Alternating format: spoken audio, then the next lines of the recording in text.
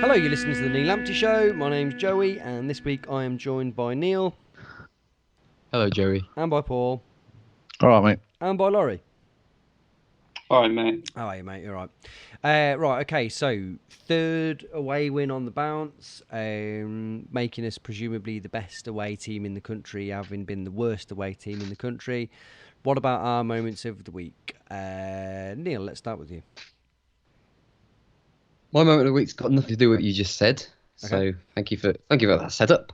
It was Runar Normann coming back to my consciousness. So I won't go on too much about what it is, but we got wind. Jay Boffer was talking for some unknown reason about the time when Runar Normann got punched in the face by Paul Williams, which is all very hilarious. But I heard that story and I ended up feeling sorry for Runar Normann, which, in my mind, because they were apparently everybody's laughing because he was punched by Paul Williams. But I've received an email today from a friend of the show, Oystein Knutsen from Norway, one of our Norwegian fans, who's just been giving me a lot more information about why Runar Normann probably did deserve it. So a few more bits and pieces of just his strange attitude. So apparently he left us and signed for his hometown club, SK Brann. And with his first meeting, he said, well, I guess this is a much bigger occasion for you guys than it is for me, somehow suggesting that he was a big deal, which was a bit strange, apparently, because there had a load of national team players in the dressing room. So if he's joking, good joke. Chances are probably wasn't joking. It sounds like something I may say as a joke, so I'm a little bit hesitant when I read that one. Apparently he was also found one time giving grief to someone called Ragvald Soma, who used to play for West Ham. I don't know that name that well, but apparently you gave him a load of grief because he had a long throw and he said something about him not being able to make a career out of it. Fair enough. It was also described... I think that's what they call banter these days, isn't it? Top banter, especially. Yeah, very good. Very good. Apparently it was seen in the media quite a lot, just making a load of stupid interviews, slagging people off. And also his sports director, Valerenga, described him as a kangaroo in a minefield. I'm not sure if that translates well or not, but that's apparently a diss. So that happened. But just generally, having read that, my initial reaction to him being slagged off, I can kind of see why someone might take him the wrong way and want to punch him. So that was my... Just thank you, first of all, to Oystein from Norway, who sent us that, and also said a lot of nice stuff about us, which is good. But also just Runar Normann, just knowing a lot more about him. I'm delighted that we've got a postscript to the story that you put back up on the newly revived Sky Blues blog. Indeed, yeah, yes. It's fantastic. Right, Paul, moment of the week. Shipley's goal. There you go. Yes. Let's keep Nice. it simple. No one can moan at me for that. Yep, okay. Laurie, your moment of the week? I try not to go for goals because that's what I normally do. So aside from being invited on the podcast again, probably I think a moment which just encapsulates how I feel about the team recently, which was, I think it was really early in the first half. Like there was this massively high pass that was kind of billowing around in the wind. And Liam Kelly, just on the turn, traps it with the inside of his foot and does two men at once. And I just turned to the person I was watching with, I was like, I love that man. Like, is there anything at the moment he can't do? Just think he's been an inspiration for the last few games that I've been to. And he's just brilliant. Like, he's not even just a boring defensive midfielder anymore. He can take people on, control the ball out of absolutely anywhere, get us going, and also guard the defence. I love him to pieces. Sorry, you've just said that, you've described it in a way where all I can think of now is Zidane doing that mega turn. Yeah. I'm assuming that's not it? It's not it, but it's like the aspirational League One player version of that. I'm quite disappointed. I had visions of Liam Kelly as a GIF, just on doing that on a loop. That would be lovely. But still, I imagine it was very impressive. We aren't afraid of tackling the big issues here, so I want to pose a question to you all. When we signed Roman Vincelo, I asked our now friends, the E10 Mess podcast, who are the premier Leyton Orient podcast going, about Vince Lowe, and they said he was a genius. And then when we signed Liam Kelly, they said you've probably got a bigger genius than Vince Lowe. My question to the three of you, starting with Neil, is who's the better human? Oh, well, this is an interesting one because I love the way that Liam Kelly speaks. It's very soft and kind, but Vince Lowe has a dog, so Yeah. I'm conflicted. Laurie, are you willing to get off the fence? Yeah, I can chuck in my 2 pence. Well, from the rumours I heard, I don't know how founded they are, you don't want to confuse nice with stupid, because apparently Vince Lowe is getting paid like 100 shillings a week plus like free rent in a dorm room to play for us, and that's why he did one like a fart in the wind as soon as anyone offered him anything else. So, I mean, nice but dim, Romaine. So I'd go with Liam probably. I have a vision of Vince Lowe, however, that as long as he has enough money for basic board and wine, then everything else, nothing else really matters. Like he's just reading a book. Wheel of Camembert. Yeah, he's just settled, playing football, coming home, writing poems, eating camembert, drinking red wine. Yeah, Paul. I used to think that he didn't shave to look sexy, but I believe that was probably enforced upon him, wasn't it? Yeah, his house hadn't got a bathroom, so he got no chance. Paul? Isn't the answer Doyle? Just any conversation about central midfielders, the answer's Doyle. I think that's probably, yeah. I think that's a yeah. I mean, yeah. Weirdly, that is the correct answer. So I guess that wraps that up. Right. I liked it when I liked that goal line clearance. I don't know, what's it? Where he heads it off the line over the bar. Was it Michael Rose? Rose, yeah. It, yeah. No, you're right. It was Rose.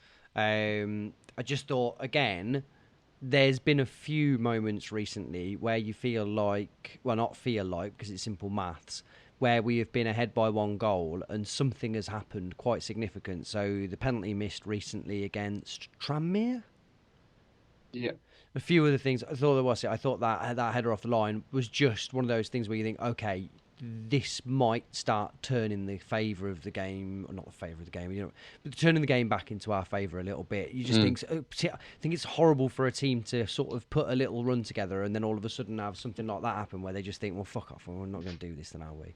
But yeah, I just thought, again, defensively, I think we've looked quite good in the last few weeks, apart from the odd kind of moment of madness that we've not been punished for all that much. Laurie, give me your full roundup of what you thought of the game. Yeah, Doncaster away. It's been a while since I went. I think I last went there for one of those like end of season non-event fixtures. So it's nice to go when it actually mattered. And we started in complete control, I thought. We set up, the team kind of picks itself now. There's no real debate there. It seems that centre midfield is the only place where there seems to be any variation. And Westbrook was on the bench this week, and O'Hare was on the bench, but the rest kind of, I don't need to tell you who was playing. And we just started as we have been recently, just like keeping the ball really well. The surface was great. The 2 fullbacks were looking good. I've actually been a bit reserved about Dabo most of this season because I feel like in the first third he was this second touches to tackle vibe, but then over the Christmas period I missed a lot of games. Everyone seems to be his biggest fan, and he was a lot more calm overall in this game. I mean, Sam McCallum's a completely different player from what he was about 10 fixtures ago. So that was probably our first really good chance. We'd kind of been putting a few nice moves together, and Doncaster were just absent. Their main thing seemed to be they didn't want to let us play out from the back, so we ended up doing a lot of Morosi kicking it long because, I don't know, haunted by Bristol Rovers, but they were just like, all right, they're closing us down really high, let's just go long. But we had this good move down the right. Wait, I've written O'Hare here. Was O'Hare starting? Yeah, sorry, I thought you cut out, so I thought you missed him saying he wasn't on the bench, but then that sounds like a weird sentence, so you probably didn't say that, did you? Yeah. So yeah, then that move fell to Sam inside the box, and he really should score. It sits up for him so nicely, and he absolutely batters it, but just like about 1 foot over the bar. Can we get an Which was a shame. adjudication? Can we get an adjudication panel on the use of the first name there for Sam McCallum? I don't think you've been cleared for that. If you can go back and go by full or surname, please. Anyway, carry on. Do you know why I've done that, Joey? Go on. Because this guy who I watched a few games with, who used to actually give me a lift to the game sometimes, he lives in Herne Bay and used to give Sam lifts from the station to his house. Okay. And so I had like quite a lot of information about Sam, including the fact that Sam's dad reads the blog, which obviously I love. So I do feel like, although I haven't met Sam, I've met him more than I've met any of our other players, and it's my first name in a way. I love the idea that when you see him outside the stadium at one point, you're like, "You're right, Sam." It's me. Your dad reads the blog. The problem with the first name thing is it's a very Liverpool thing to do. Yeah, Stevie. Liverpool fans. Yeah, it's Jamie. you've got to call them by their first. If you're not a proper Liverpool fan unless you call everyone by their first name. Yeah. So I no truck with that. Like let's keep to surnames where we're all quietly confident in how they're pronounced. Unless they're called Tony, in which case Then that's all first Go names. away, Or yeah. Carl, I guess. Carl, of course, yeah, another one on the list. Yeah. On the subject of Carl, before we go back to the Doncaster game, has anyone been listening to the Peter Crouch podcast? Listen to Bits the and first- pieces. Oh. There's lots of Carl chat on that, and you do wonder whether it's yet another media outlet that we've influenced significantly. But I suppose we'll let that one lie. More credit that we're not getting that we're due. When will we get the credit we deserve? Oh, come on. Right. Okay. So, Laurie, pick up from there. It's probably what spurred them on in a way. But so just as I was commenting on how absent Godden was from the game, which Paul will be pleased to hear, and commenting on that we weren't allowed to pass out from the keeper like we have been. They then press us. We lump on high down pitch. Godden inexplicably wins a header against their giant centre-back. And then Shipley, who's really far out, kind of wanders forward, and I suppose just he has no one around him apart from Godden running in kind of quite a obvious straight line away from him. And so yeah, he just pings one into the far corner, like kind of a daisy cutter that bounces once, and then cue Boeing 4-7 celebrations. Someone can shed some light on, because I have no idea. Although I find it really funny that on the video of it, the highlights, that even gone in is starting to do the plane, and then has to plane his way past about 4 like annoyed looking defenders to make his way over to Shipley, which I thought was like one of them just going to push him in the head and be like, "Piss off, mate, grow up." Was there any story behind the plane? Does anyone know? No explanation so far. It's obviously a classic celebration. We all know that, but I wonder whether there was anything behind it. I didn't know whether it was a bit like I didn't know whether people are then going to start doing that baby carrying celebration, but without a baby or anything. I guess be a bit of an odd celebration. They did it with a baby. If someone passed a baby from the crowd. No, but if you're doing a celebration here, have my small child to celebrate this properly. That would be properly good. But more what I mean is that if you hadn't had a baby, like, and you just, it's just a tribute to Bebeto or whoever it was that originally did it. This is a good celebration. I'm going to do this one. But this is just a man impersonating a mode of transport with no context, really, is it? But there's quite a lot of big plane anniversaries coming up at the moment, so... Oh, dear. Maybe... Oh, dear. What? Oh, wow. Something to do with that. Oh, okay. That took a dark turn. I really did, didn't it? We'll go back to the goal for a second. I love the fact that we just only seem to score from outside the area at the moment. That seems to be our sort of... That's our thing. We've got a thing, and it's scoring from outside the area. You know what it is? It's because he's got a wand of a left foot. No, And- But it's not just him, yes. is it? It was McCullum did it last week. It's because he's got a wand of a left foot. Zane Westbrook, who's got a wonderful right foot, even though I think he did score with his left foot against Lincoln City.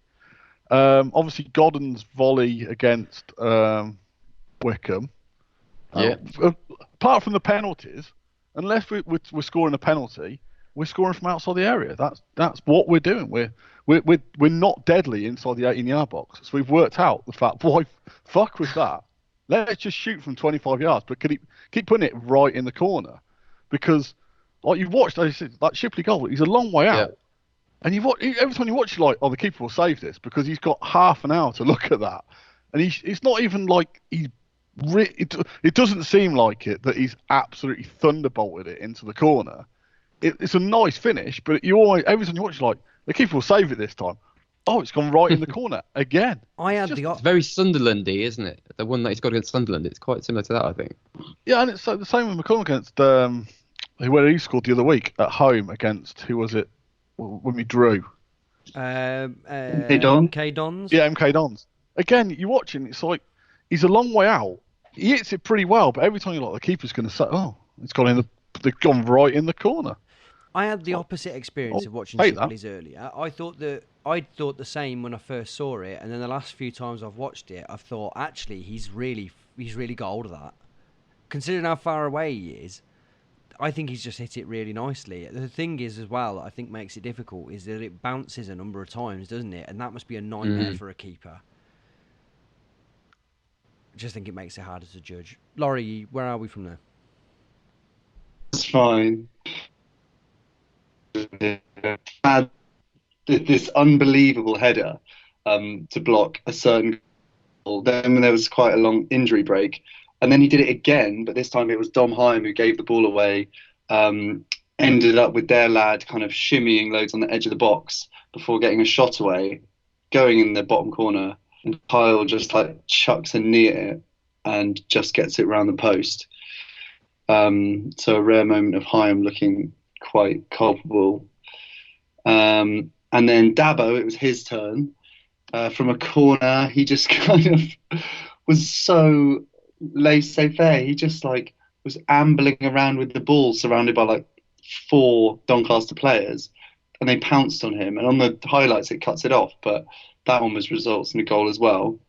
Yeah, what happened after that? Because actually, it did cut off right at the moment. You thought, well, we're going to get punished here. Did they have a shot, or did more scrambling? Something came of it. I just said that he almost gives a goal away, but something definitely came of it. I'm not sure it was on target, but it was scary enough when we were behind that away end. And this period of pressure continued. More bullet headers away. Rose did his amazing header away. Well, amongst a few, and then it was half time, which was a relief. And that kind of, apart from the start of the second half, where we should have got a free kick for a pass back, I think. I might just be being quite biased, but Dabo crossed in for Godden, who flicks on, and their defender's in the 6-yard box and looks at the keeper, controls it for him, and then the keeper picks it up. And it was quite a quick turnaround, so it's almost impossible to get a free kick these days, but that looked like a pretty good shout. And anyway, that just ushered in them being all over us for about 10 or 15 minutes. It was like our centre midfield had just suddenly gone on holiday, and they were kind of like, the goal we scored against Rovers at home, where we just passed from centre back to centre midfield to striker. That kind of felt like it was happening to us. They would just constantly get beyond our effective belt of midfielders, and we were just running back toward the goal to get the overlap. And it was really catchy to watch. There was one like really hard shot that Morosi beat away. He was definitely going to save it. That was from the right hand side. One of their lads whose name I forget because he's just one of those anonymous League One footballers. So that carried on for a while until we managed to put together one counter-attack in O'Hare's shot where he kind of made space on a count and then smashed it into the post. It didn't. We were right behind it, so it never really looked like it was going in. But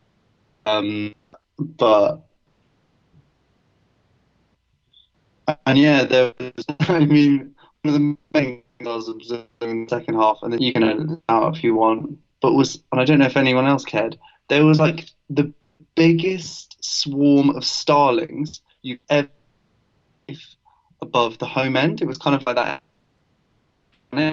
There's like 9,000 starlings in Florence, and they're just moving in this mad cloud above the ground. It looked amazing, and the game was getting a bit boring, so that kind of for quite a while. Yeah, that was kind of the most exciting thing that happened in the last half an hour. I didn't really agree with Mark Robbins, who said that.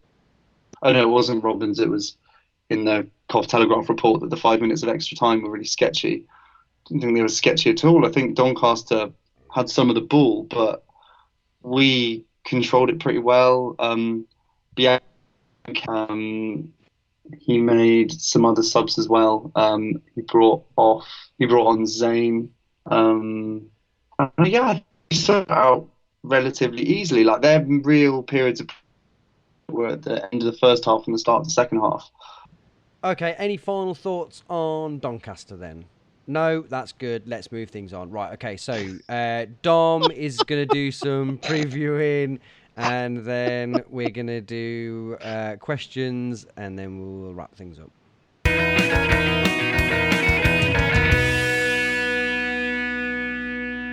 Hi Dom, thanks for joining us. Hey there.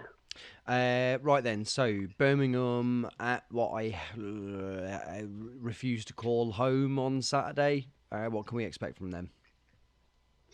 Yeah, so there's sort of two big themes sort of hanging over Blues this season, where they're sort of still suffering from the repercussions of financial fair play restrictions, which last year had them under transfer embargo for quite a long period, and then eventually sort of deducted 9 points. It looks like coming around and biting them again. They're essentially told by the EFL to reduce, to bring in a certain amount of money to sort of balance their books over last January and the summer, and they couldn't raise the money because teams knew that they had to do so. So they're just getting in really low bids. So it's sort of quite a weird situation where they've broken the rules again, but it was sort of a bit of an artificial situation imposed on them to try and restrict it. So that could be something that's developing, especially as they're still quite close to relegation zone. So another points deduction could really put them in trouble. In terms of on the pitch, this season has been a really transitional one. They sacked Gary Monk last season quite surprisingly after a pretty solid campaign where it looked like they were sort of mid-table to maybe pushing towards playoffs kind of side. Certainly seemed quite good for where Birmingham are at this moment in time. But the owners didn't like the style of football that Monk was playing, so they ended up sacking him and then replacing him with his assistant manager, Pep Clotet, who has been in charge this season mostly on an interim basis, but about a month or two ago he was handed the job permanently. He's supposed to have brought in a more possession-based style. They've brought in quite a lot of ball-playing midfielders. So they've got Dan Crowley, who was at Arsenal. He's actually from Coventry, and to the best of my knowledge, he actually went to the same school as James Maddison. And if you look at their dates of birth, must have meant they would have at least played like school football with each other at some point. It's quite interesting. We've also got Josh McEachran, who was, of course, a big prospect at Chelsea, but never really got a chance to play there. Had a quite a good spell at Brentford, but maybe someone who's a little too lightweight at times. But yeah, he's sort of coming to the mix there. And then they've got Ivan Sunic, who's a Croatian international, quite a promising young player who's invested quite a bit of money in over the summer. He's a real class act at the base of midfield. Someone who can really control games, but also get stuck in as well and sort of really impose himself So I was watching the extended highlights from Saturday of their game against Cardiff, and he was absolutely running the show. Then, of course, they've got Jude Bellingham, who, if you're not aware of him, this guy's 16 years old. He was born in 2003, and he's a regular at Championship level. And talking to the Birmingham fans I know, it's just he can play basically any position in midfield and attack. Very skillful player, he can carry the ball forward. Also, he's also sort of a ball player as well. So he's got a massive future ahead of him. If he's capable of doing what he is now and he can continue to improve, it's just crazy that you can play at that level and stand up to the physicality of it at such a young age. That's really impressive. So while there's sort of been this evolution in their style of football, they've been dreadfully inconsistent this season, and there isn't a lot of confidence in the manager, Pep Clotet, at the moment. Seems to be fairly mixed messages coming out of him, where we're preaching about, we've got to stick to our philosophy every week, and then occasionally they'll just put in just really sort of negative performances. So it's a bit confusing. And again, talking to the Birmingham fans I know, there is a feeling that he might not be that far from the sack, although they are winning tonight against Middlesbrough, which is quite a big game for them and would push them a bit further away from a relegation zone and ease some of the pressure. So, yeah, they're very much a side in transition. So they've still got some quite experienced Championship names. Harley Dean at centre-back, Maxim Collan at right-back, who been a decent enough player for Brentford and Birmingham for quite a few years. At that level, they've got both Gardeners, Craig and Gary, although Craig Gardner hasn't played at all for them this season. The one who sort of was the more experienced sort of Premier League midfielder, and then Gary we had online for about 5 seconds in our relegation season from the Championship. Sort of both sort of more industrious players. Occasionally played both of them together, but haven't done so this season. And then, yeah, there's like Dave Davis, Lucas Djukovic up front, which we'll know all about, and could cause a few problems just in terms of the level of physicality he brings as a thick head of the type. I suppose one thing they're kind of been missing is that sort of penetration and pace to their game.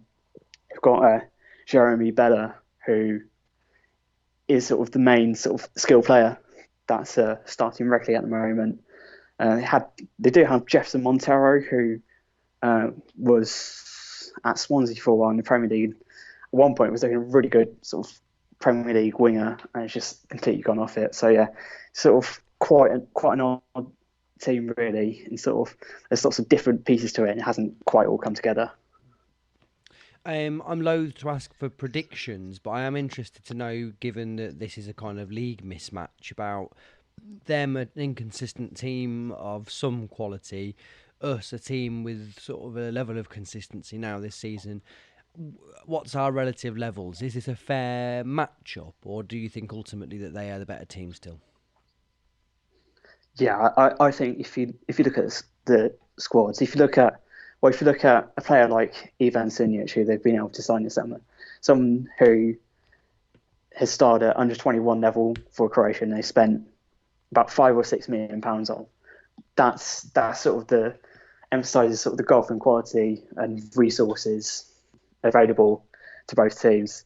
I know it's sort of always when it's sort of one team at the top of near the top of a division against a side sort of towards bottom mid-table of another, you're always thinking, well, is the gap really that big? But I think comparing between the goal between like League Two and League One and Championship, if you look at the records of teams as well who've gone up to the Championship from League One, they've tended to struggle quite badly, whereas teams getting promoted from League Two going into League One generally do pretty well in League One, sort of same size of points. So I think there's pretty clear gulf between where the two squads are in terms of quality. Of course, confidence and momentum does factor into it, although bonus results have picked up a little bit recently.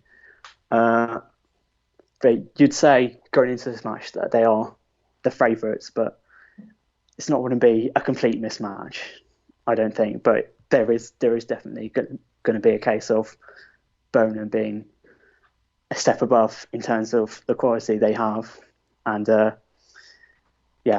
that's will be the second favourites.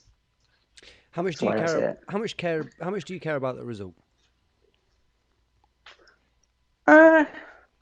I'm quite looking forward to the game itself. I haven't really thought of how much does it matter if we win. Of course, as you mentioned last week on the pod, that the next round is happening on a Wednesday. It sort of just adds the fixture congestion, sort of takes away from it. I think if in normal circumstances it's been an FA Cup tie against a local rival, definitely be looking forward to it. But I suppose that sort of adding to the fixture congestion, and now that we're really looking like we're in the mix for automatic promotion, we've got a game on Tuesday against Fleetwood, which is quite important for our promotion hopes. It's sort of taking away some of the desperation for the result, even if sort of I'm still quite looking forward to it as an occasion. So yeah, it's sort of one of those.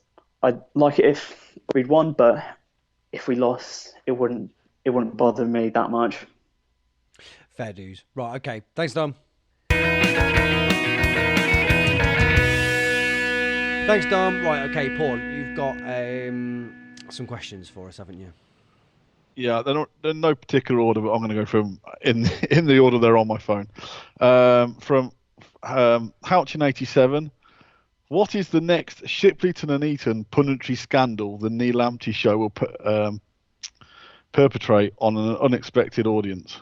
Now, I didn't understand that when I glanced at it on earlier, and I didn't really understand it. What can you explain that to me? I think someone who has been a member of the pod in the past was probably putting over the thought that Shipley's career will probably stagnate and then end up with him being at Nuneaton. Ooh. Oh, well, Not that we can mention who that would have been, but we know that on the WhatsApp group there's definitely a member of the pod group who isn't Shipley's or hasn't been Shipley's biggest fan. Well, this is why he's an erstwhile podcast member, isn't he? Of course, there is a level to which, when you have Deadwood like that or Edward, then you have to cut that limb off to make sure that you can move on. And I think look, we have often said this is a guy who has bad opinions. I think now that has been proven completely true. I'm going to turn the question slightly on its. I'm going to turn this question slightly on its head, because obviously at the moment, young Sam, as Laurie calls him, he's getting a lot of buzz about Liverpool, and I think someone was talking about PSG were coming to watch him. Brilliant. So my question for each of them: how many times, or what is his, like, what's the highest that guy's going to play at? The thing is, based on the fact that he's 19 and there's so much hype about it. Can I give you a boring And answer? I don't mean this as... Yeah, that's fine. So I think there are things, if you imagine this for a second, what a terrible thing I'm about to say. I think there are things in football that we don't understand, and it's the stuff in the inner sanctum that you wouldn't be privy to and that you don't then know. So what I mean by that is, when a player breaks through at 17, I'll tell you a good example of it. In theory, John Joe Shelvey should have grown to be the best player in England, because at 16 you were like, oh my word, if he continues to progress the way that he's progressing, then he will be an absolutely magnificent talent. And he probably peaked in his progression at about 18 and sort of then didn't really kick on necessarily.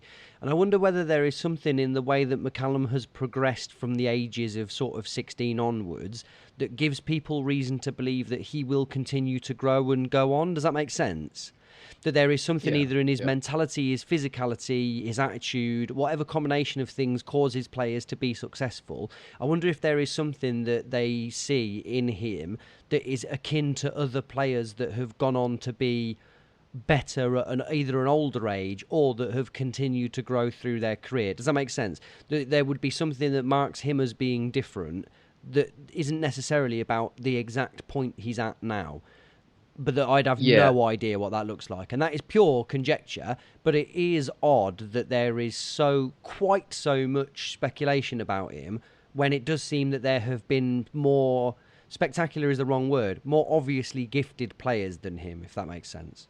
I think what's really important about what you just said there is kind of it's the stuff that's unknown to us. So if you think about it, while matches are the most important thing and the only thing that we see, and we're only privy to that 90 minutes per week of this guy's performance, we don't see training, and we know training's training, and Runar Normann's brilliant in training, all that sort of stuff. But as I see someone like Mark Robins putting McCallum in ahead of Brandon Mason, who has been fantastic, and he still continued to kind of allow McCallum, who was just kind of in those first month or two, just kind of getting on with his job, not looking too special. But I always have in the back of my mind, he must be doing something very special during the week, or showing or giving a much wider picture of his abilities to the boss compared to what we see just on the weekends, for him to then just keep being picked above someone who's playing so well. And there are lots of other things, like you say, the buzz and kind of the wider sort of inner football world who actually see more of him than we do. They'll all have their kind of their views about his name, and it will be kind of in everybody's kind of thoughts. So you reckon it'll be like chucked around the place. McCallum McCov, he's a decent player, but yeah, I do think there's so much that we just don't see, and that's where I try not to get as mad about team selections anymore, because I just think they are looking at so much more than, it sounds stupid to say, but so much more than just those kind of first performances in the first team. Yeah. The two things that I would wrap up on McCallum as a kind of as things to note is, one is that as soon as he joined the club, Robins fancied him, didn't he? Like he had the hots for him very, very early on, and was a frequent match day fixture right from the very off, in a way that you don't necessarily see. Bearing in mind the format that the template that he fits in terms of where he's come from and the age and everything. We've signed a lot of young players of that kind of ilk. Reece Alasani, Dexter Walters, Declan Drysdale, lots of others. McCallum, all similar age, if not a bit younger than some of those, but just immediately thrust in, wasn't he? Just that was a thing straight away, and Robbins was very vocal about him. The second thing is that I've had people at work ask me about him, and there's one or two where you've just seen well, a lad who's a Liverpool fan had said, I read it in the gossip column that we were linked with him or whatever. But there's a couple of people, a lad that I know who's an Everton fan, asked me about him, and I said, oh, did you see it in the gossip column? And he said, no, there's Everton bloggers that have talked about having watched him, or do you know what I mean? There's, for whatever reason, he is attracting attention in a way that I don't. Don't get me wrong, I like him. I think he's a good player, but that he's not the best left back at the club. He's not the best young left back at the club. Do you know what I mean? And yet all that attention will elevate his confidence in a way which may actually make him a better player. Yeah, of course, yeah. It's because obviously this, you're walking around, people talk, your name's been linked with Liverpool and PSG. Not quite sure how the PSG came about. I think it was Leonardo was at a game or something. But, if that's happening, we all know the impact that confidence has on players, and the difference it can have between, you actually making it as a footballer and not. So I can only imagine, and I think we've actually seen that in the last couple of months. He's made it's been a significant leap in kind of contribution to the team. He's now firmly established as a left back, and also one who's really doing a good job for us. The mad thing is that I can fully see a world in which we sell him for a higher fee than we got for Bayliss. Yeah, that would be a bit odd, wouldn't it? Right, Paul, next question. I don't think you actually answered that one, but that's neither here nor there. No. We answered the question that we wanted to answer. So that's, no, fair enough. From Wait Like Tenko, Lee. Given the way we play, if we were going for another striker, what type of player would you go for? Penalty area poacher, big target man, pacey ball. Well, he says pacey bell, but I think he means ball. Pacey ball over the top to stretch defender type. Laurie, are you still with us? I am. Let's see how you get on with the with the robot voice. I am. You're sounding okay so far. Go on. I would Well, we've got Max, who I want to see more of, and we've got Godden, who I like. So probably just another one of either one of those kinds of players, because I feel like it's quite a good complementing thing to have just one of each. And I think Biamu's more than good enough to be starting matches. He just Robbins doesn't seem to want to at the moment. But there are so many games when Godden just isn't in the picture for long periods of time, and I think that's kind of one of the reasons why we're scoring so many goals from outside the box, because we kind of have to. I'll probably leave it there because I don't know how much of that you can hear, so I don't want to bore No. you. Actually, that's not too bad. Neil, thoughts? I don't necessarily think like those attributes are mutually exclusive, so to speak. So I'm more concerned about like the player as a whole. I would love a bit of pace, to be honest, in the team if we could find it, just as an option, or just if we have to adjust our styles somewhat. Some genuine pace would be something I'll be looking for, because I think, like you say, we've got Baka and you've got Biamu, and I think they can perform that sort of kind of big man role to a degree if we were looking for that. So just something a little bit different to give us that alternative option up front if we did need to kind of change things. For me, I would say if we were signing a player of the level of which we already have, I would go for a nasty bully. So like a Grant Holt type player, not even about the goal scoring, somebody who could hold the ball up, but also was adept at falling over, winning free kicks, like going out to injure other individuals, just like a really nasty piece of work. Johnson Clark-Harris. Well, but I think Johnson Clark-Harris hadn't got. I think Johnson Clark-Harris had got the gamesmanship, but I don't think he was a real brute, was he? I don't think he was like Grant Holt or Shearer, someone like that, who's just like a real piece of work. Yeah, I think he was, I think he was more underhand, wasn't he? Really, what I'm talking about is someone who is just hard, just really because I think that we could. I think there is a sort of fulcrum there that would really work with the rest of what we've got. Weirdly, I'd play them as a sort of really high up defensive midfielder, if that makes any sense.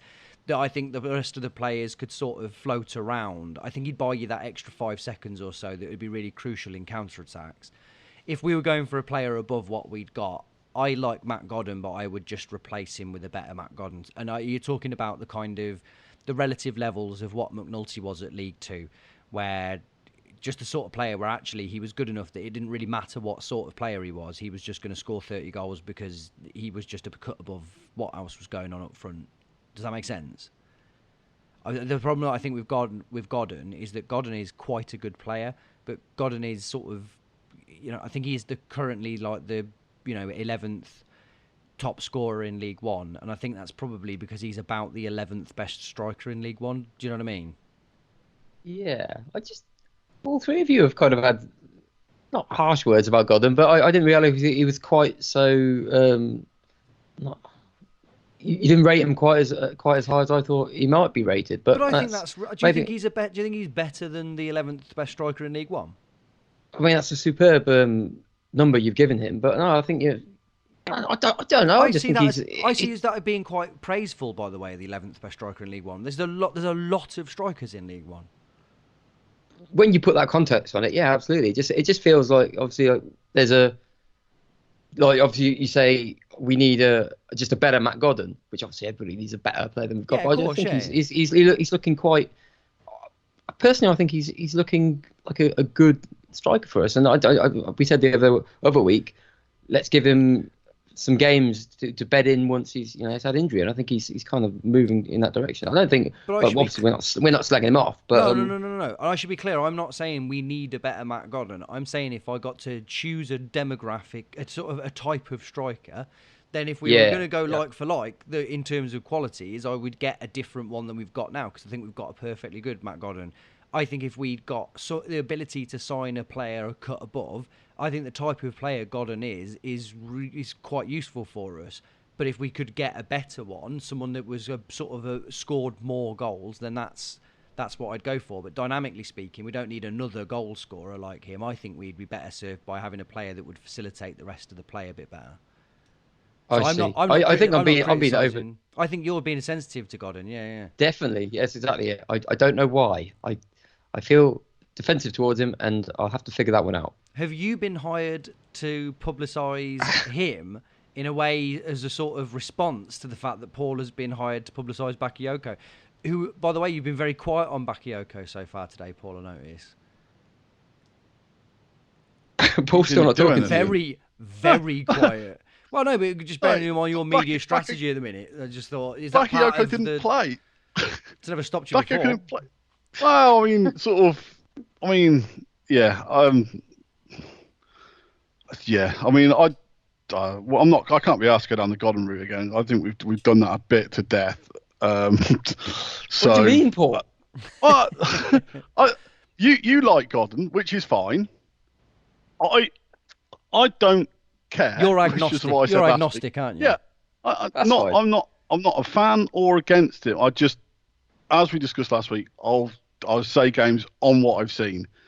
I've yet to see him and think, damn, that guy's a good player, because he hasn't had a good game while I've been watching, or a standout game while I've been watching. And when he has that game, and hopefully it'll be against Birmingham or against Fleetwood, I'm going to the next two, I will come on here and I'll praise him to the hilt. However, what about if he has games where you're just not watching? I can't comment on the games I haven't watched, because I haven't watched. If you only watch 3 out of 12 games, and he has loads of good games, and you're not watching, that's fine. But I've seen him probably 15 times or 12 times this season. I've seen him enough to form an opinion. Like, there's been other players I've seen far more of and got no opinion on. Like, players I've seen, you can see once or twice, you're like, that guy's good or bad. I've seen enough of Godden to be completely not bothered by him at all, apart from the fact I've seen him have quite a few pretty bad games, and I've yet to see him have an outstanding game. But that's because I haven't seen it. But I'm not sure. By the looks of it, he was outstanding in 2 games. I didn't go to either of those. But he's been poor in 5 or 6 I have been to.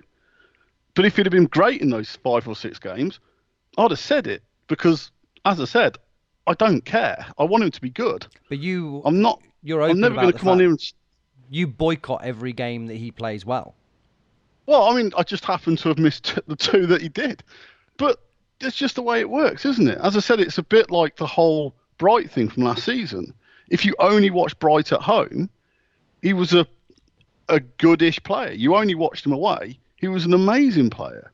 But you can only ever judge on what you see. And that's why it's like, for me, some of my favourite players over the last 20 years, go away from Cov, are people like Rio Ferdinand and Paul Scholes, because I saw them live and was just astonished by how good they were. Bergkamp as well. That's because they happen to have really good games against us. Stand out. And you talk about John Joe Shelby. Against Charlton, when he was 16, he was fucking amazing. And you were like, that guy's going to go and play for England. I remember thinking the same about Nigel Rio-Coke when he played for Wimbledon. At 18, was captain and was the best player on the pitch. You were like, that guy's going to go and play 50 times, 100 times for England. He never did. But that doesn't mean I didn't think he was a good player on that day. So I think it's just, I want Godden to be a success. I've got nothing against him. But I'm not going to come on here and say he's had an amazing game until I see it. I have a much more glass half full approach to this, where I think if I haven't seen a Cov player play at all, then I like them because I haven't seen seen them play badly, but I suppose each to their own with that. Neil, go on. What are you going to... I don't disagree at all with the literal side of what you're saying, where you're saying you haven't seen them, so you can't judge. The only point I was trying to make that is, if for whatever fluke or freak of coincidence you haven't seen the 5 games where he's actually played really well, I just find it difficult to be dismissive of it and just say, well, I've only ever seen him play poorly, so that is... It can be your personal opinion, but you have to recognise that if he's played well in a whole load of games where you haven't seen him, they don't just not exist. They're still there, part of the narrative. It's almost similar to the thing that we were saying about McCallum. If he does so well in training and there's something there, we just because we haven't seen it in a few games doesn't mean that this bigger picture of that player isn't a story. It just means that we haven't got the full picture yet. And it's just you're absolutely right. You said you can't judge it. I'm not asking you to love him. No, I'm sorry. not saying that. I think the issue is, Neil, you think I've dismissed him, and I haven't. I haven't at all. And Paul, I've known you for a very long time, and I haven't dismissed him because I haven't.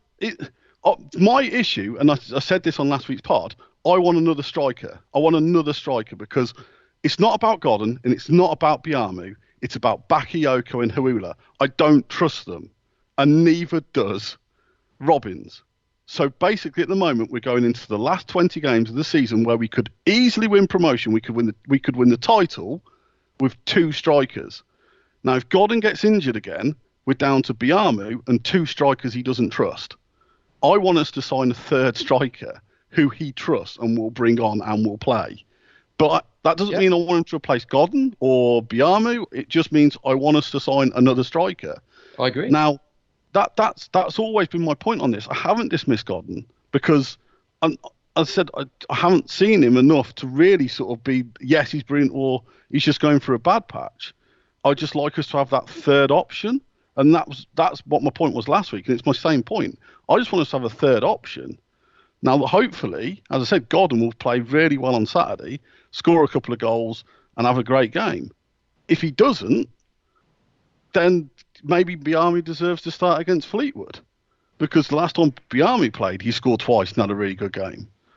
So, that's great. We've got competition. We've got competition up front. As Neil said, Laurie said earlier, we've got competition throughout the side. That's great. But I think we just need a little bit more, because I think Huula played, both Bakayoko and Huula played for the under-23s, and neither of them scored. I mean, Castaneda didn't even get off the bench again, which is an even more interesting conversation to an extent. But in answer to the question that was raised, I think we just need another, I'd like quite a quick striker. That'd be quite nice, like you said. But just, I don't know what the striker is. As I said last week, I think I'd like an experienced striker, a bit like what Joey's saying as well, just that horrible player to play against. Next question. Let's move on. It's bank holiday. What are you doing, and which member of the current Coventry City squad are you doing it with? And that was from Liam is tweeting. Neil, I'm going to throw that to you in lieu of me having anything to say about that. Who plays for us again? I'm trying to think. Max? Nah, not Max. I'll be right. Jordan Shipley, because he's local, and that seems convenient. So he's we'll be off out into Lem. Would you go Lem? We'll go Lem together. Yeah. Where would you go in Lem, Neil? I don't want to name places where I go, because he'll raise questions about my my Lem authenticity. So we will go out. We'll go drinking. And he will have the plural stories about me telling him what podcasts we do, and not knowing anything about it. Yeah, that's it. That's what we do. Paul, what would you do? I'd go to Warwick Castle with Biamu. Wow, that sounds lovely. That really does. Take a nice picnic. I think he'd like that, wouldn't he? I think he would. Right, next. From the Scott Kid. Oh my God, has he fallen foul of robot disease as well? Oh, sorry. There we go. From the Scott Keane, who could be sold or loaned out and wouldn't be missed? Well, Junior Brown, I guess.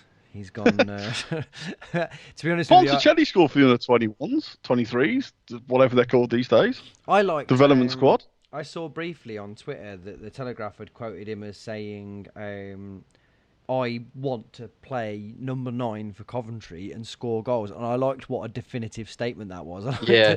I read that and I was like, well, I might play on Saturday for that. That might be, I thought you were about to say, yeah, so do I, Jordan. So do I. Yeah. I don't know. I feel like this is why I would be a bad football manager, because I'd be watching training and stuff, and then if someone came in and was like, "Listen, I want to score goals," I'd be like, "Yeah, well, yeah, okay, well, sounds brilliant. Let's give it a go. That's what I want too." Okay, well, I'm glad that we're on the same page. But yeah, it would be nice for him to come in and score goals, wouldn't it? But I think it's much more likely that we see him playing 5 minutes of right wing, as we've talked about quite often. Anyone else? Anyone else? That we've forgotten about? Everyone quickly just throw a name out there of someone we... Hawula. Obviously, Hawula. I think he's out of the picture now, isn't he? Yeah. Castaneda was interesting, wasn't he? Just nowhere near anymore, is he? Nowhere near. But maybe that's just because everybody else has kind of stepped up. But yeah, I wonder what's going to happen there. He'll be gone, won't he, by the end of the year? Yeah, I would have thought so. He's unplayable in the negative sense, isn't he? From SPM 2369, who would win a penalty shootout between us lot? Just very quickly, out of interest, Laurie, is SPM 2349 your robot name designation by any chance? Who would win a penalty shoot? Well, let's face facts. It would be me that loses. Neil, Paul, you can You can leather a football, can't you? So I think that you would have a good chance of. Laurie, I've not seen you kick a football, but by God, I'm sure you'd be rubbish. And Neil, I think you would be okay, wouldn't you? So I'm going. I'm 2-2. I've just started my football career again. Thursday night 5-a-side. I'm feeling it. Come on. I'll get second. Yeah, I think there was it. I think if we were going to rank us, I would be saying Paul, Neil, Laurie, me. Joey, that's outrageous. I don't know what this is based on, but I play to an extremely high standard. Yeah, I play do remember, Scott Sinclair. I bet you don't. What position do you play? I'd love to know what you think I'm crap at football. I bet you I bet you play for some fucking South London fucking 7-a-side team that plays WM. And there's like some sort of like throwback, and then gets hammered every week, but that takes some sort of moral victory out of playing the right way. That's what you do. No, Joey, I used to play for a team that's called Sorry No Professionals, which I'm sure you will understand. Yeah. Unbelievable. Yeah, exactly. Is that the best all private school league fucking team? Yeah. All right, from Drummerloin, do you think we'll be able to keep all our central midfielders happy without disrupting our form? Well, we have done so far, haven't we? Yeah, I reckon it can sometimes be a bit of a myth. If there are sometimes you get people in the middle, not in the middle, but just in the team who are they're just selfish, aren't they? But I think there's something going on there. In the same way, I think in that League 2 promotion season, it became about the squad. And you look on Twitter and you see like Brandon Mason coming out and supporting the guys, and Max always talking, even though they haven't got on the pitch and that sort of stuff. And I don't want to romanticize it too much, but I do think that there's kind of there is a nice vibe amongst the players at the moment. You'd have to imagine, if you were Brandon Mason, that what Robbins is saying to him is your place in the first team is assured for as long as you want it for after Sam McCallum has been sold. You've got to bear with us while we're working out whether he goes in January or in the summer. Because ultimately someone will buy him, but long term I want you to be our first choice left back basically for as long as you want it. Just not right now, weirdly. Just not now, yeah. just not right now. But isn't also, I would have thought, we've discussed this in the past, I think part of it is also, I think you feel annoyed if you're left out of the team if you see someone in the team who you don't think deserves to be there. Yeah. And I think, as again what we've discussed in the past is, we tended to normally have that one player you're like, how the hell's he keep getting in the team? And we don't have anyone like that at the moment. So I think it's easy to keep everyone happy by the fact that the right players are playing. Like if you get a chance, you get to keep Callum O'Hare played really well against Bristol Rovers, so he started the next game. I think as long as you you can see a way into the team, then I think you're fine. Just quickly on that as well, you've got to bear in mind as well that Marchiola has managed to engineer a system that's the only thing that Robbins would do or could do, which is his kind of desire to just play a certain set of players that he wants in lieu of having a formation to put them in, has caused him to play a system where he's playing 4 central midfielders at 3 at the back, which nobody in the world would be able to comprehend. But he's managed to do it in such a way that has worked somehow. So that's part of the reason that they're all being kept happy, is that they're all playing. It's amazing, really, when you think about it. Maybe you shouldn't buy another striker then. Maybe we don't want first choice centre forwards He's really, if you shaved the striker and the wing backs off it, he's playing a seven-a-side team, give or take, isn't he? with no professionals like Laurie. Well, yeah, sorry, no professionals, of course, yeah. Right, yeah, Paul. All right, Sorry. at 2right3 on Twitter, Richard Bingham. What is the lowest final position you could cope with without giving Robbins the boot? Oh, I mean, realistically, even if we finished like 15th, we wouldn't sack him, surely, and that would be a calamity, clearly. That's a really interesting question. Was it I split it into two parts. What could I cope with, and what would he get the sack for? And I couldn't cope with anything below playoffs. I would lose my shit if we didn't make the playoffs this season. But you wouldn't sack him, presumably, would you? Exactly, and that's the thing. That's a slightly different thing. I couldn't sack him, but I'd be livid if we didn't make it. But if we finished bottom half, God Almighty, that'd be a real drop, wouldn't it? We've got to think. I mean, I wonder. We're not going to sack him, are we? We never are. Well, how many points have we got so far, and where would that have left us in the table at the end of last season, for example? Yeah, well, we've got 44, haven't we? So Lord knows. We've got 44 now. Yeah. I mean, we wouldn't have even been bottom last season if the season had finished now. All we'd need is 2 more wins, and we would stay up at this point. So I don't see us going down. Difficult thing to say as a Cov fan, but again, it's a different thing, isn't it? Because, as you say, basically, if we don't pick up another point from here on in, you've lost 20 games on the bounce. Imagine that. Okay, he might be able to find the way out. Yeah. When you put it that way, you would have to. 20 games you deserve to be fired. That's amazing. Yeah, you're right. What I like is as a comparable thing away from Cov is it's going to be interesting to see how bad Eddie Howe has to do to get the sack, because I think most realistic Bournemouth fans would have to admit that they have punched so unbelievably above their weight over the last 5 or 6 years. But I think they won today, didn't they? But before today, you go in, well, this is going to be interesting to see how patient people can be. It's crazy, isn't it? They always lose it. It's like Ranieri at Leicester. The guy won the league for crying out loud, and then he gets sacked halfway through. I mean, Dyche, I think if I was Burnley, I'd just give him a 30-year contract. That takes him up to about 65, 70. It's like, what else are you going to do at Burnley? Dyche is the only reason you're going to stay in the Premier League, because you're not going to be able to replace him with someone who's going to work that wonders. So, anyway, that's neither here nor there. So, I think in answer to the question, I think we'd all be pissed off if we didn't get in the playoffs. But to lose 20 games on the bounce, he's going to get fired. Yeah, probably. Yeah? Cool. From MH Horban, how many points will we need v Wimbledon last game for automatic promotion? Oh, I mean, that is an incredibly specific, speculative question. I was going to go for 4. Okay. 4 or 2. So you're saying it won't happen? You're just saying that? I'm just saying it's like we can only pick up 1 or 3 points. So, technically, technically we could lose and still get promoted. So let's go with we're going to be in such a good position that literally the game against Wimbledon doesn't mean fuck all. It's a dead rubber. Agreed. Nice. Yeah. We're nearly at the end. From Lukey87, will Bayliss become another Ben Stevenson, George Thomas? I reckon no. I think he could. If you think about it, Maddison, Alex Neil brought him in, and he didn't do anything with him for 18 months. He bunged him out on loan for a bit, but he had to sit and watch Norwich, and it's only he had to force his way in eventually. I mean, it could just be that he's still young. He's biding his time, and we all saw the quality of the guy. So, Stevenson was a slightly different type of player, and he was in a way he was a bit of a what's the word, a novelty. Whereas Bayliss has real impact on games. We've seen that. I think he'll find a way.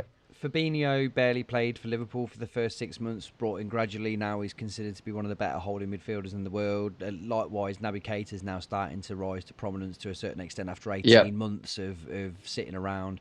I do wonder whether there is a level to which young players can be bedded in gradually. That's not to say that he won't just never make his way back in. I do sometimes think he was joining a pretty well-functioning Preston team at the best of times anyway. Is it just, were they honest with him and just said, look, you won't be first choice straight away, you've got to bide your time, play your way in, you're still young, learn how to play in this system, you'll be in there eventually, and that next season, like you say, he'll either be out on loan somewhere getting games, or he'll be in their team and kind of and thriving. It's an anomaly, isn't it, that he played so many games for us? He started at very young, didn't he, and played a lot. Oh, he's a goat. Having just made his bloody Dutch league, whatever it's called. I can't read it at the moment in time. How long will it be until George Thomas joins other former prospects, Harris and Sambu, at Fortuna Sittard? Well, I'm glad that he's gone off and got games somewhere.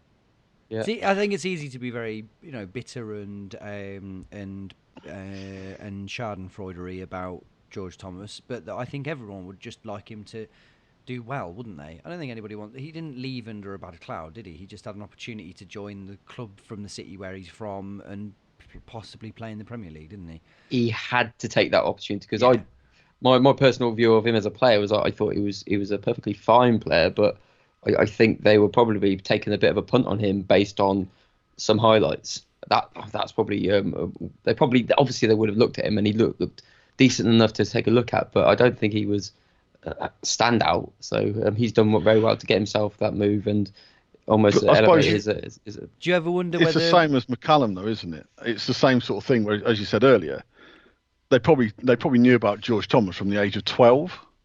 Well, they always will, especially him being local. They'll know about him, and it's like, he scored a few goals now. We said it a few months back on the pod. I remember we were talking about like clubs can just afford if they see someone at a lower level to give it a go. Let's just see if they just cherry pick the best talent or the talent that they deem worthy of a go. And I feel like there was an element of that about him. Do you ever wonder 22, whether 23. Do you ever wonder whether Maddison pretends to not know him? Just around the training ground, having seen some of the things that Maddison it's weird, isn't it? Having seen some of the things that Maddison wears, I reckon George Thomas pretends not to know Madders. Yeah, they're taking very different routes, haven't they? Cigar Fingers, you're holding a fundraising day, and Coventry City players are booting footballs at your bare ass in the stocks. Who would you worry about hurting you with a pinpoint strike, and who would be most relaxed about trying to hit the target? Such a weird question. I can't answer this. I mean, it's just. I think Liam Kelly would. No, not Liam Kelly. Liam Walsh would be pretty deadly. But I'm sort of, if Hawula was there, I think they are away. As white as it is now. This one's obviously a dig at one of the pod members. Who do you prefer, Daybell or McCullum? Thanks for that. Who was Daybell? You're famous.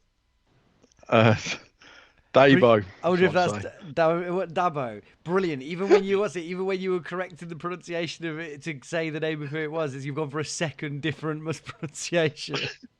All right, this one, Neil liked this one. Mitchu 1990. In light of Simeon Jackson signing for Stevenage, who was worse, Yakubu, Kevin Kyle, Simeon Jackson, or Matty Godden? Sorry, I've thrown Matty Godden in there as a joke. Of course you have. Who was worse, of course Yakubu, Kevin Kyle, or Simeon? Oh God! I think Yakubu did very little for us actually. Even Kyle had some good games.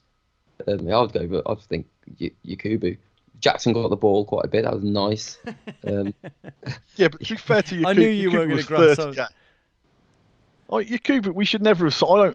Yakubu, we should never have signed. He was never fit. Of course. Kevin Kyle cost £800,000. Yeah, Kevin Kyle was about as bad a player as I can remember. He's probably bottom 5 of players that I remember seeing in quality wise. It's a bit like what really annoyed me about Bevan wasn't the fact he wasn't particularly good for us. It was the fact he cost us money and wasn't particularly good for us. So at least Simeon Jackson and all that lot, they were free. They were shit, but they were free. Anyway, I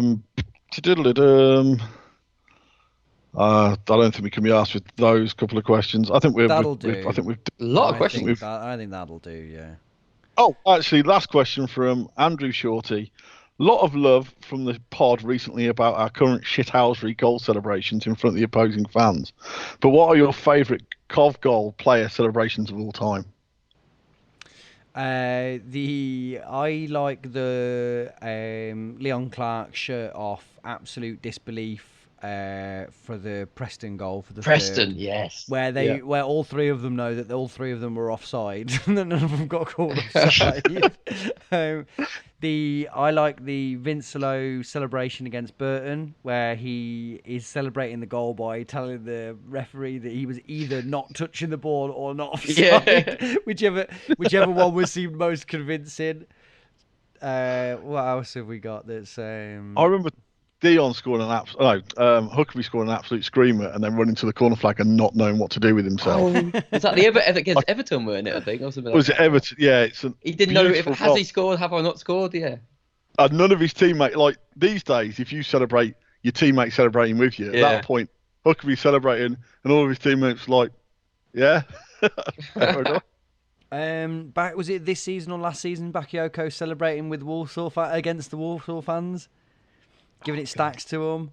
It must have been last season, mustn't it? It was last season, yeah. Yeah. Oh, actually, on Bakayoko against Charlton, where he ran up. It wasn't necessarily his celebration, but that guy fell from the very top of the stand. Yes, that's amazing. The guy in the yellow coat. You're like, God, that's gonna hurt so much. Also, I'm laughing.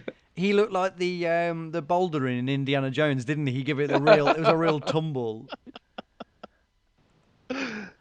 Laurie, anyway. Anything you can think of? You're asking me?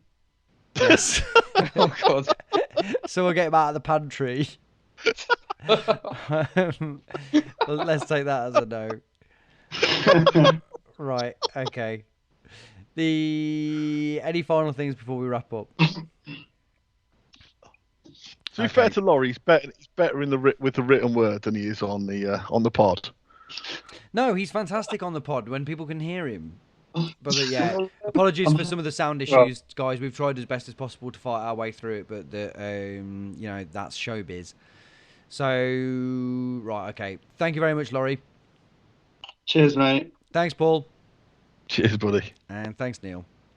Thank you. Bye.